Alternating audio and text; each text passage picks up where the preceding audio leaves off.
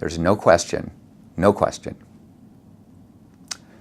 without the Salvation Army, I certainly wouldn't be sitting in this chair today. I would be either dead or I would be in prison for the rest of my life. You know, my first tragedy really had come into my life.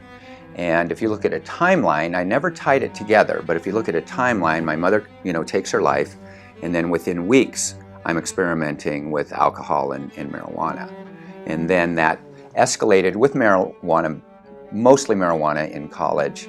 And then once I got into the brokerage industry, it just escalated slowly, and I wouldn't say that I became addicted until I was into my mid to late 20s, and then it became a problem. I started back into cocaine, but what changed was that I was no longer using cocaine like sniffing cocaine or that's how you intake it, and I went to smoking cocaine or freebasing cocaine, and that was an extremely quick downward spiral. I lost the job almost immediately, and then I lost my housing.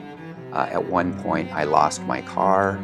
I lost relationships with family members, and I went from functioning to non-functioning very quickly. And it wasn't long before I was living on the streets of Phoenix, living in a bush. And people always give me kind of the look of, and I'm like, hey, it was a nice bush. That was my bush. It was in a high demand area. Yeah, it's empty now. It has been cleared out, but they had a lot of big, tall bushes that were very similar to this right over here. So that's the size of the bushes here. I think they got rid of the bushes because it attracted the homeless to this area.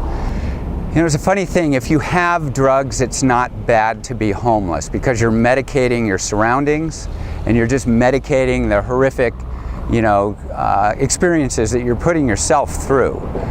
So if you don't have drugs, living in a bush really sucks. It's really a horrible place to be. This is an alley that I used to sleep in, and it's not unusual for most of the alleys that homeless people may live in. Since I was here, they've gotten rid of a lot of the vegetation because what I was looking for is an opportunity to be hidden, to not be seen. It is against the law to be homeless. If you fall asleep in a city park, then you can be arrested for that. So I was being arrested and released quite often. I was kind of a catch and release guy. But one thing you learn in jail is you don't eat your grapefruit because it's your pillow on the floor. So I use that as a pillow. So that's where my addiction had really brought me, was using a grapefruit for a pillow, eating jail food and looking forward to it because I hadn't eaten in quite a while. You really don't, I think the feeling that you have is that you may not see freedom ever again. It may be that this is going to be what it's like for the rest of your life. You come in here, you don't know what you're being charged with for quite some time, and you might be coming into a situation where it may be years before you will have any sort of freedom from that point on. My drug problem was never addressed. And so this judge looks at what they call your jacket, and he's looking at it and he's like, I think this kid's got a drug problem. See, I didn't have any drug charges, but everything I was doing was drug motivated. So he came up with a plan to divert me to long-term residential drug treatment and to release me. So I was released and sentenced to the Salvation Army drug treatment program called Harbor Light. Jeff was given a choice by the judge. It was either go to prison or go to the Salvation Army. And he chose the Salvation Army, not knowing what he was getting himself into. He did resist it.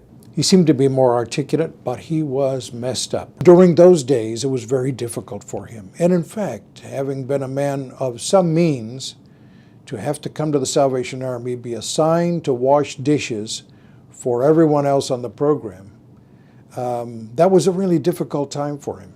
It's almost like, these counselors are so patient because you're such an idiot. And you really are, you're just an idiot, and that you just close off. But what it did for him is brought him some backbone. It caused him to think about his life. And as he worked through that time, he also had classes with us, and he began to learn about alcoholism, drug addiction. He began to learn about himself. We were up at 6 o'clock in the morning, and we had to do chores. We had to make our beds. We couldn't be on our beds during the daytime. We had to go to groups. That was hard work, and I really want to emphasize how difficult it is. This is not an easy program. The Salvation Army has been doing this for a long time. They've been treating alcohol problems since 1865. They know what they're doing. Your entire person is treated. You have a physical person, a spiritual person, and an emotional person. The longer that you're engaged in treatment, then the higher degree of success, and if you add to that Christ-centered treatment, then that even adds to that success. So the best model out there was also the only available bed to me, Salvation Army. And it changed and saved my life. 18 years ago, and I still can feel the emotion of just relief of walking into the doors of the Harbor Light facility. It's just God's property, and you just feel that same security and that you're loved and people don't judge you. And believe me, I was being judged by a lot of people at that time, because once again, how could you have done this to yourself?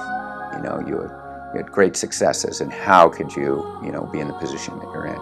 And they never asked me that. They said, the first day I was there, that we're going to love you until you learn to love yourself. And that's exactly what occurred. We know we can't do it all, but we were able to do it with Jeff. And we just appreciate the opportunity to have done that.